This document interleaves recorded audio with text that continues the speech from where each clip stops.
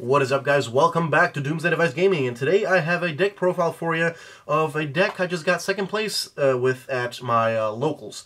Now, of course, this deck is definitely not good enough to take the regionals, especially not in the form it is now, but I believe it does have some potential, and basically this deck is the slightly more than the $30 version of the new Zombie Horde structure deck put together. I did add about $10 worth of extra cards in here just to make it run a little bit better, a little bit smoother, but still basically a really budget deck.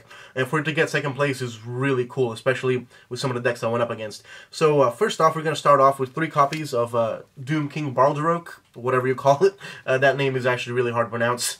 But this card is basically the best card in the deck. It's a card you want to use most often, you want to see in your graveyard, of course. Especially on your field, definitely on your field. Basically, its effect is, during either player standby phase, if there is a field spell in play, you can special summon this card from your graveyard in defense position.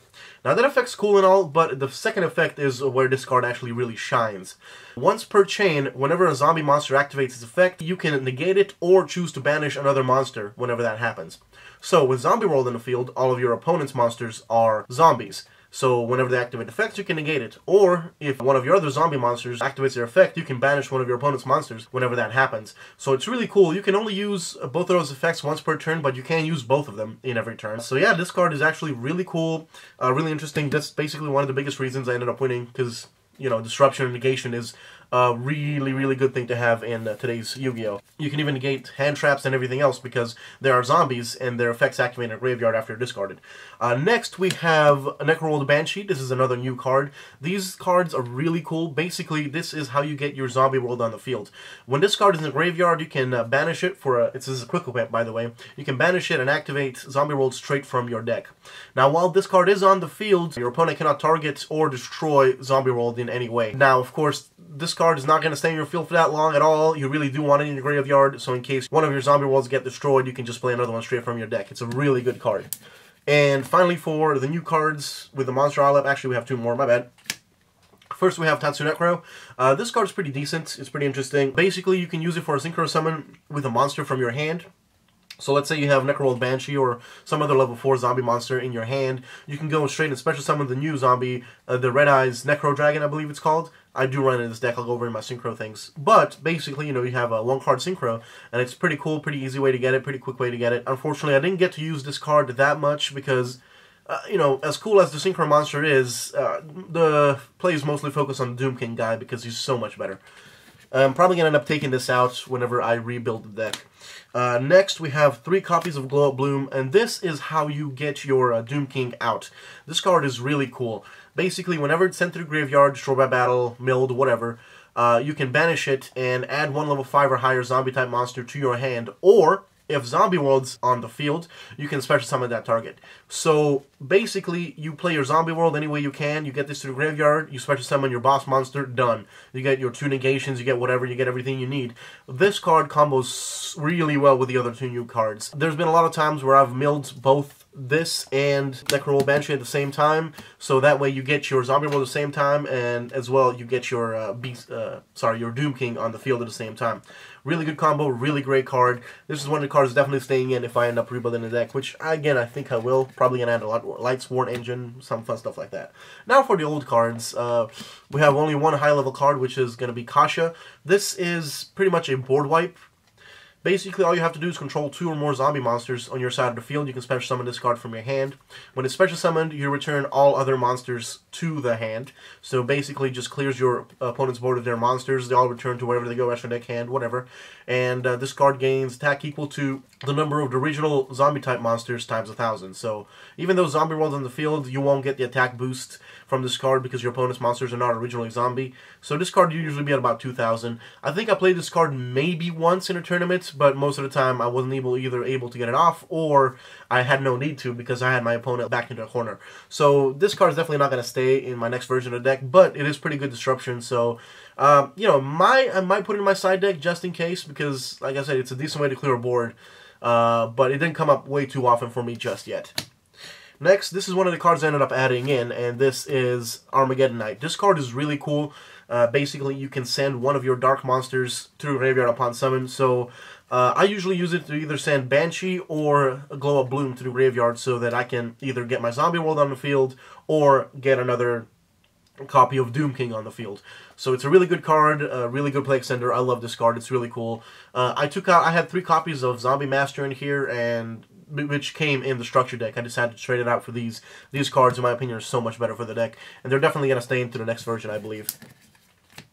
Next, we have 3 copies of Shiranui Solitaire. This card's in here basically just because of Unizombie. Basically, with just this one card, you can get out your level 7 Synchro. Another pretty easy way to get it. Basically, you tribute this, summon your Unizombie. Unizombie sends Mizuki. Tribute Mizuki for this. You go into your level 7. Really good, really easy play. Pretty fast. I love it.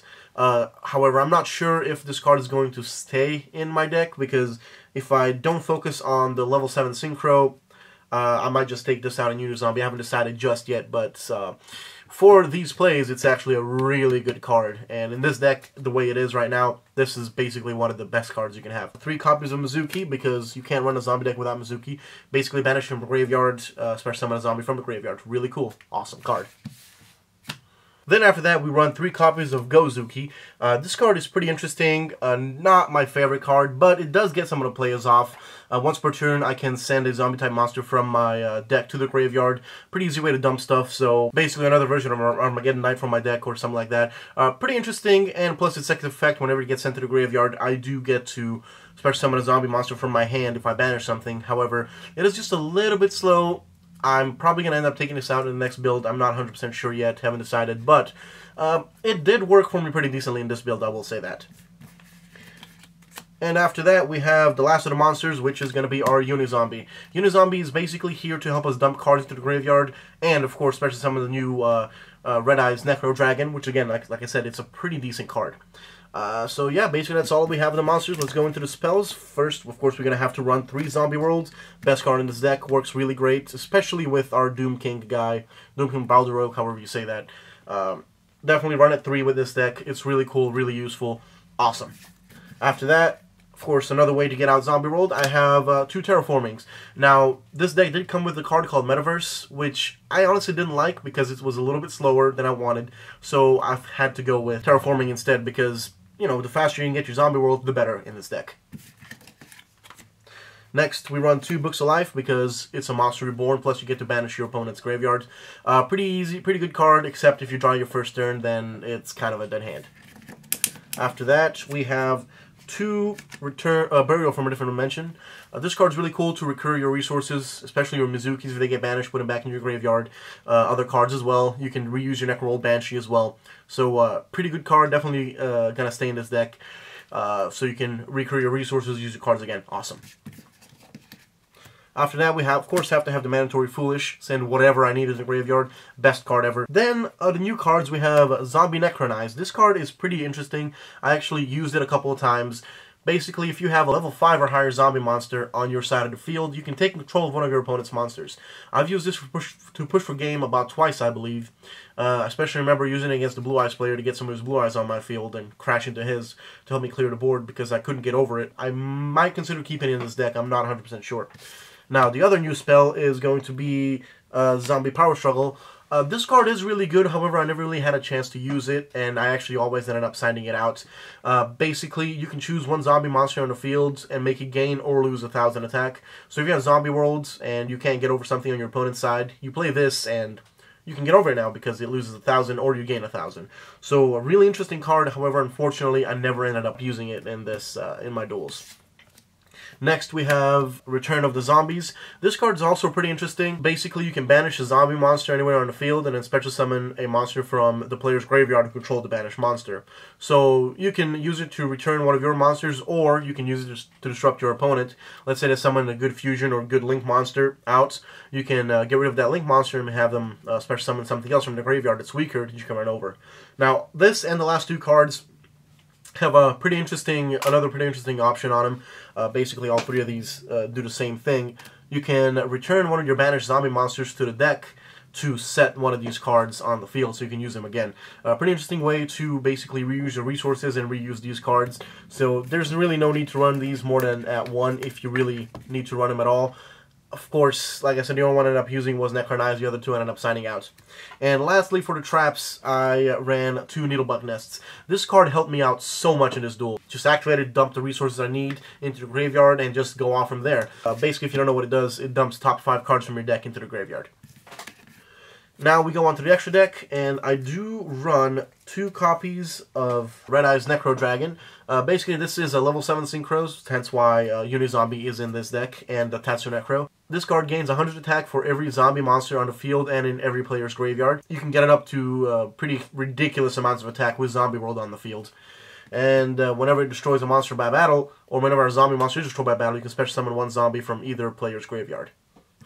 Next, we have the cards I added into the extra deck, and I only added 2 because, well, I kind of needed them. Link Karibo, because your Glow Up Bloom is level 1. If you need to normal summon it, to get it into the graveyard pretty quickly, you can just send it to the graveyard, and then, you have your Link Karibo, and then you can activate Glow Bloom's effect to get your Doom King on the field or in the hand, depending on wherever you need it. Pretty interesting card. The only reason it is in here, like I said, is because of Glow Up Bloom. And finally, we have Witch's Apprentice. A lot of the monsters in this deck are dark, and so this way you can actually get out 2 of your Synchro monsters on the field. I ended up doing that a couple of times, and for an honorable mention, I don't have it with me, but I did run 1 level 8 Synchro, I forgot what it was called. It was just a generic dragon. I'll put a picture on the screen right now. I don't have the copy with me. It's somewhere in my other deck boxes. However, yeah, that's basically it for this deck. And for my side deck, the only things I ended up signing out and running was basically 2 copies of Twin Twisters, which came in really helpful when I went up against Noble Knights. So, my final thoughts on this deck have to be that it's definitely not good enough to take to your regionals or anything like that. However, I will say it should definitely be good enough for your locals. Like I said, I ended up winning 2nd place with this one. I did end up losing to a dinosaur player who had 2 infinite impermanences in the first turn. He got 1 and then drew into his next one. Negated everything I started, everything I tried to do. Also had, I believe, an Ash and a Ghost Ogre in the next couple of turns, so I couldn't do anything and he killed me. The second turn, he had a couple of Ashes in hand and basically just murdered me with all of his cards because I couldn't do anything. I couldn't come back just because of his hand traps. So this deck is not exactly work that great against him, especially not in this build. However, I do believe that there is some of these new cards especially are really good. So with couple more change-ups, probably adding in a couple of hand traps in here and a Lifesworn Engine, I believe this deck really could be something in the future. Anyways, guys, thank you so much for watching. Let me know what you thought in the comments down below, and I will talk to you sometime in the future. Bye-bye.